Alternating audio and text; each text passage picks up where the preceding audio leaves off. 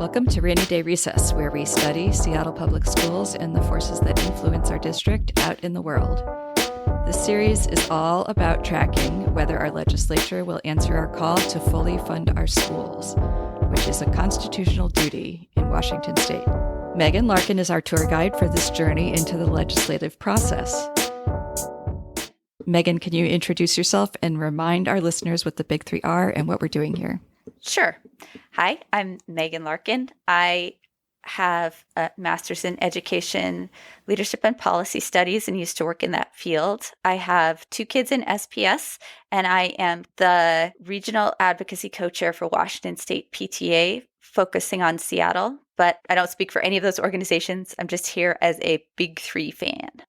When we talk about the Big Three, we are talking about fully funding transportation, special education, and materials, supplies, and operating costs, aka MSOC.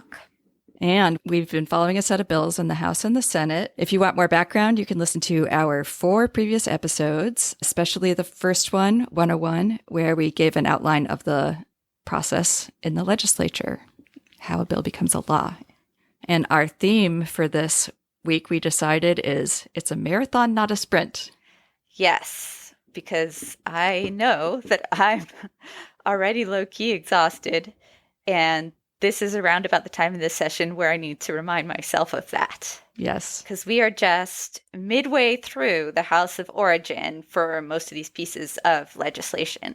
We've got a lot of the session ahead, and we just need to focus on pacing ourselves and being really consistent with our message of what we want, which is fully funding MSOC, transportation, and special education, and reminding legislators that regardless of if it's a tight budget year or if there's new revenue or not, it's Washington State's paramount duty to amply fund basic education, and they are currently not doing that in no uncertain terms.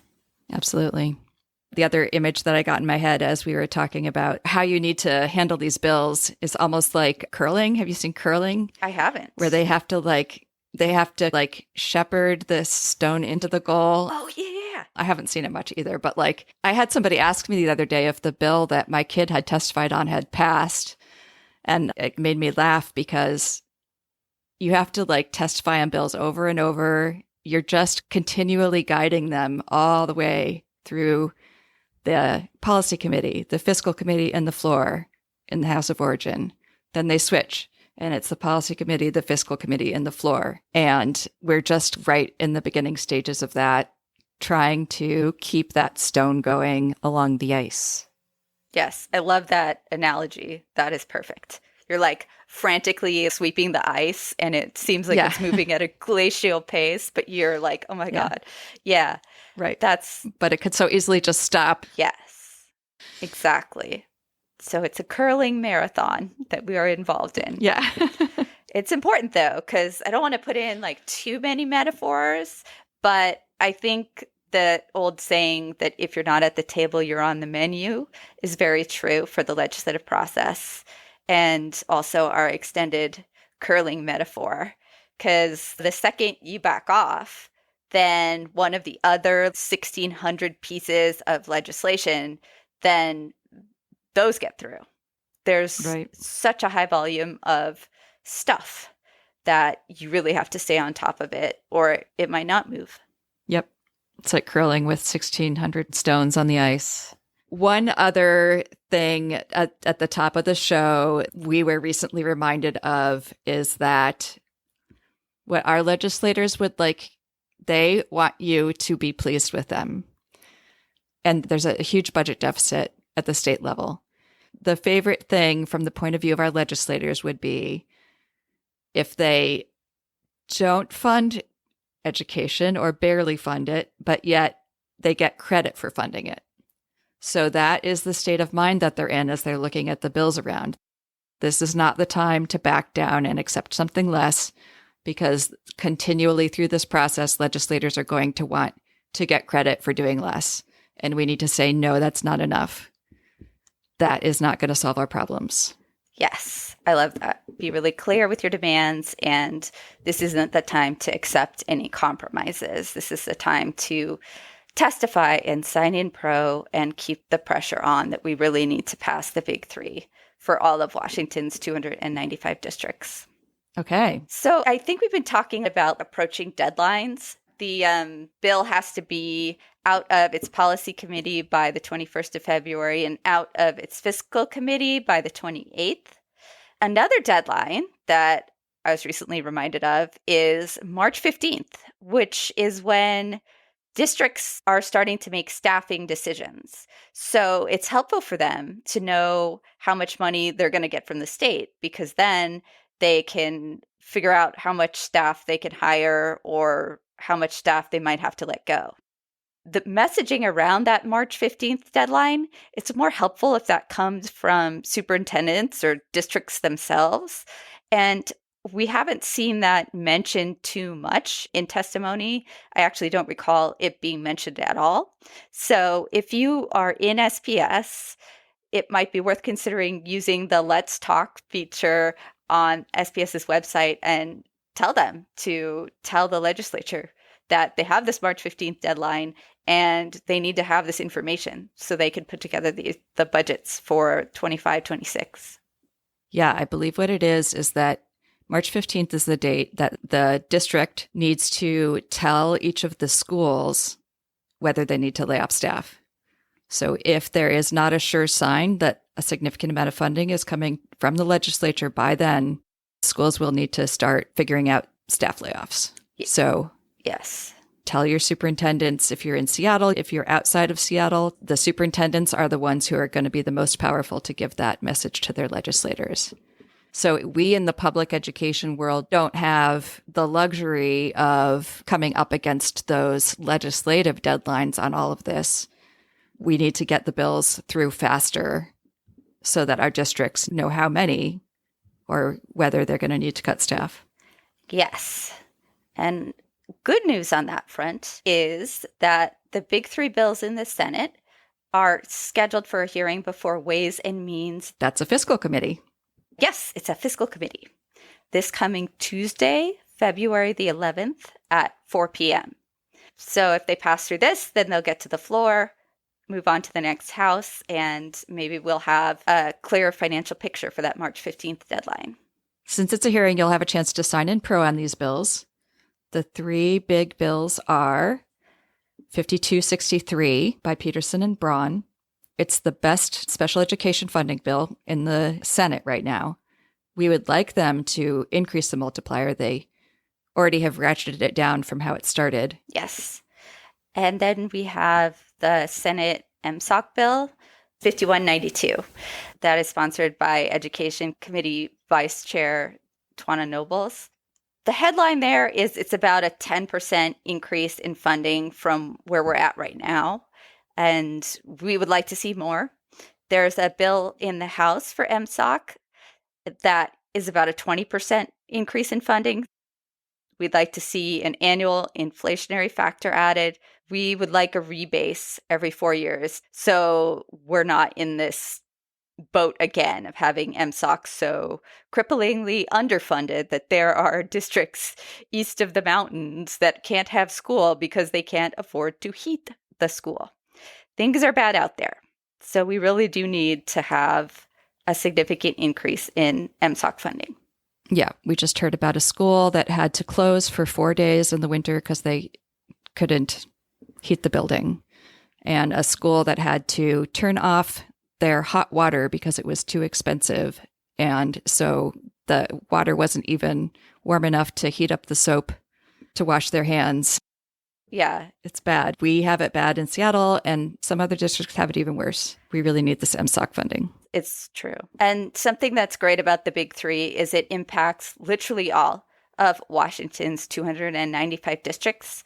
And I believe in the show notes, Christy, you're going to leave that AESD data tool. Yeah. And that really does a good job of showing just how bad it is. The last of the big three bills in the Senate is SB 5187. That's the transportation bill introduced by Senator Wellman, who's the chair of the Early Learning K-12 Committee. We would like to see money for foster students and students with disabilities, those special passengers. And ideally, we would like to see it go into effect before 2028, but I'm unsure where. I understand there's some conversations being had.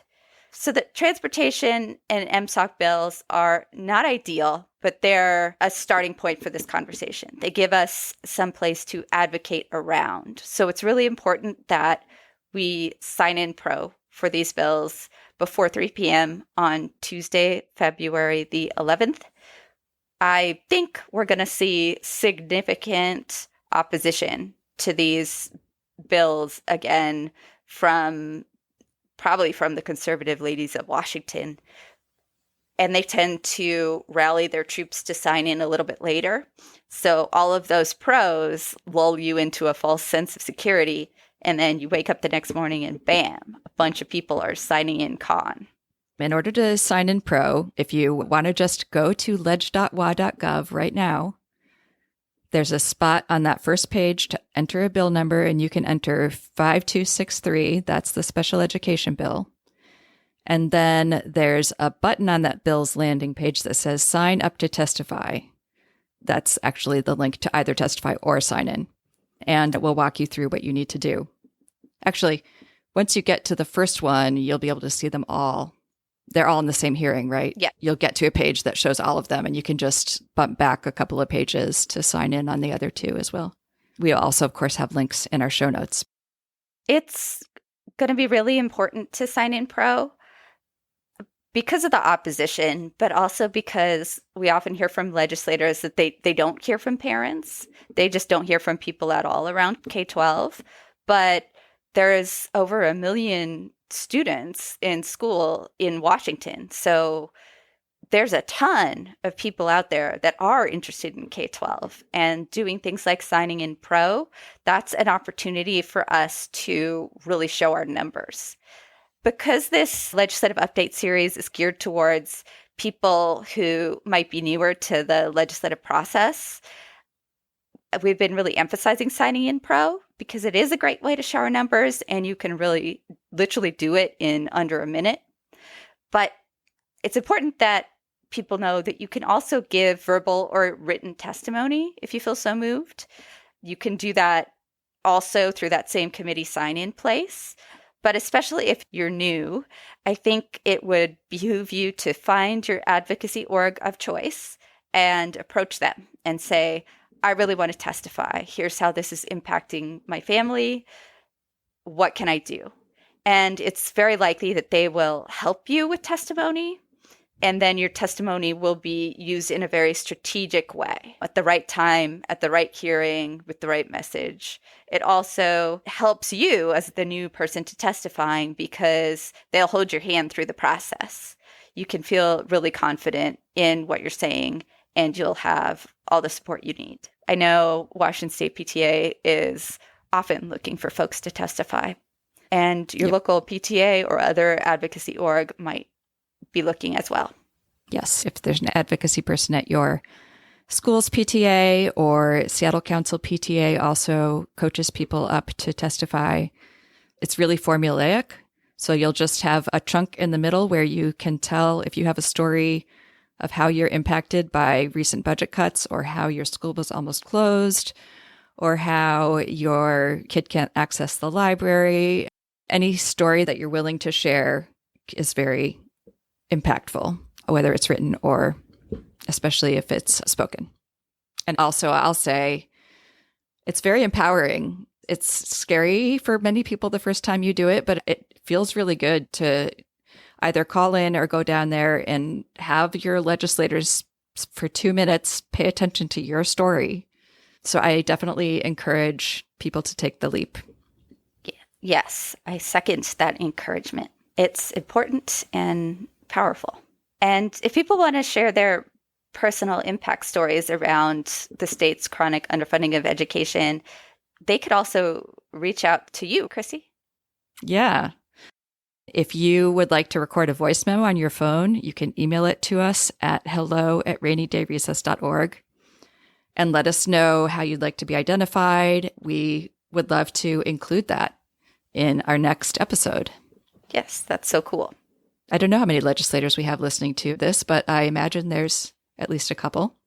Yeah, I've heard they're aware of it. So sharing a personal story with Rainy Day Recess, I think, is another way to get it out into the ether, to really just keep up that pressure and that sense of urgency. Because especially in this marathon stage, in our curling metaphor, the frantically sweeping stage, it can be, I think, easy to see this as a matter of dollars or data points or highly technical clauses that you need to put in a bill or not. And then the people are erased from the process amidst the deluge of technical information. So I think sharing a personal story here, sharing a personal story about how this has impacted you, just like when you're out talking to people, humanizing these issues in this way is really important.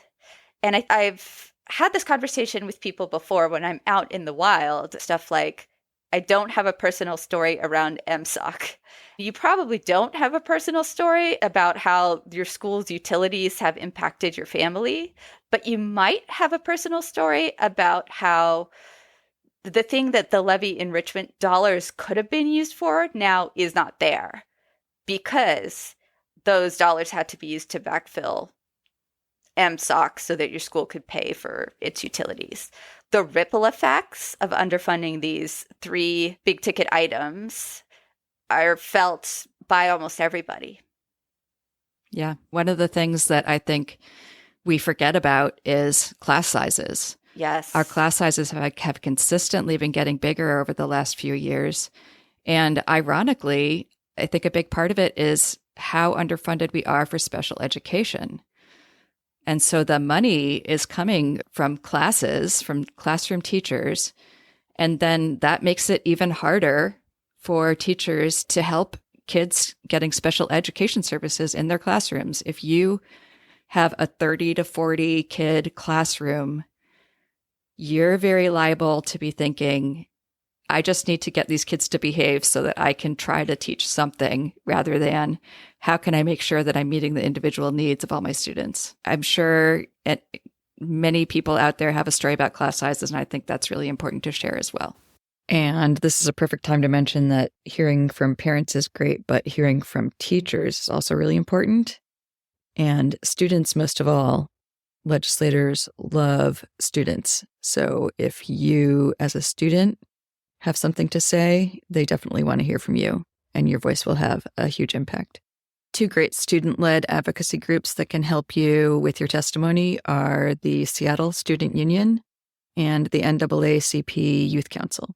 Or again, send us a voice memo, and we would love to amplify your message. Yes, there's a lot of opportunities to make your voice heard. Awesome. Should we talk about the House? Yes. Okay. So I believe last week it was on February 3rd that the House Appropriations Committee had a hearing for HB 1338, which is the House MSOC bill. I won't get too into the weeds about the specifics that are in that bill, but the headline is it would increase MSOC by 20%, and we really love this bill. 3,700 people signed in with just under 2,500 people indicating a pro position. So if that was you, thank you so much. Please rally the troops so we can just keep doing that throughout the session. The House Big 3 bills, it's a bit unexpected to us. They did not go through a policy committee. They all went straight to a fiscal committee. So some of them have had a hearing in appropriations, the House Fiscal Committee, but none of them have yet been scheduled for executive session. So we are in that tricky stage where if you want to advocate for those House bills right now, you need to contact legislators who are on the Appropriations Committee. Yes, and ask them to schedule an executive session. Yeah. Last week, there was also a hearing for the House special education bills, and none of those have been scheduled for executive action yet. The one you want to advocate for is Rep. Paulette's Bill 1310. There are some bits and pieces in other bills, and this comes into what I was saying before about legislators wanting to get credit without doing the hard stuff. Many of them are either watered down versions or they only tackle one piece of what's required for special education funding, and they're called fully funding special education or things like that. Don't fall for it. 1310 is the one we want in the House. Yes. Yeah. 1310 in the House and 5263 in the Senate. And we're just advocating for those bills to include all of the things we like, but we want to always be signing in pro when there's an opportunity and then giving testimony about what we would like to see also included in the bills. The final Big Three bill in the House is HB 1579, which has yet to even be scheduled for a hearing. It's the companion bill to the Senate Transportation Bill, so I won't go over what's in it again. But if you live in the 43rd, Nicole Macri is one of your reps, and she's also the vice chair of appropriations. So reach out to her and ask her to schedule 1579, the transportation Big Three bill in the House, for a hearing. And you can also ask her to schedule 1310 for exec session, the special education bill. Yes. Who else was it? Tim Ormsby and Mia Gregerson. Ormsby is Spokane, right? If you're listening from Spokane, yes, let Tim Ormsby know to schedule 1310 for exec session. So Tim Ormsby is the chair of appropriations, and there's two vice chairs, Nicole Macri and Mia Gregerson. Gregerson is in charge of the education portion of the budget. So she's a really key person to reach. You can find your legislators by Googling Find My District. And then you can put in your address, and it will tell you who your legislators are. Okay. Mia Gregerson is from the 33rd. Okay. That is Burien, Kent. Ooh, I know someone in Kent. SeaTac, Des Moines, parts of Tukwila and Renton, and Normandy Park. All right. If that's you, reach out to Mia Gregerson. We also have some local legislators that are on appropriations. Even if they're not in a chair role, they might have some influence. They're Berquist in the 11th, Ryu in the 32nd, Fitzgibbon in the 34th, Street in the 37th, and Paulette in the 46th. We will link to maps and contact information and all that stuff in our show notes if you would like to help clear the way for the bills that are valiantly making their way toward the goal. Yes. And don't forget to tell all your friends to sign in pro for the Senate Big Three bills that are having their hearing in Ways and Means this Tuesday, February the 11th at 4 p.m. Please sign in pro by 3 p.m. Your voice really matters on these. And if you have friends who are like, yeah, I'd like to sign in pro, but I need to read the bill first, or I'm going to get to it next week. Very sorry, but we do not have until next week. I would definitely recommend finding an advocacy org that resonates with you and looking at their summary and putting that out to people. But please encourage your networks to sign in pro. These are big deal bills, and we're expecting significant opposition. If you do like to read before you sign, the nonpartisan aides prepare a very digestible report for bills that have a hearing. And so you're welcome to go to that bills page on leg.wa.gov and read that. But I'll warn you that it might get you hooked on tracking legislative stuff because it becomes very interesting. That's good. We want more people hooked. Okay, is that everything? I think so. Hopefully we have energized a lot of metaphorical curling fans. Email us at hello@rainydayrecess.org and let us know your metaphors and share your voice memos on how you are or may be impacted by what our legislature is doing. That's week 5 of the Washington Legislature Big Three briefing, and we will be back to cover the next leg of this journey as the deadline for these first set of hurdles comes closer. You can find our show notes at rainydayrecess.org. Thank you, Megan, for being here again. Thank you for having me. I'm Christy Robertson. Stay curious, stay cozy, and join us next time on Rainy Day Recess.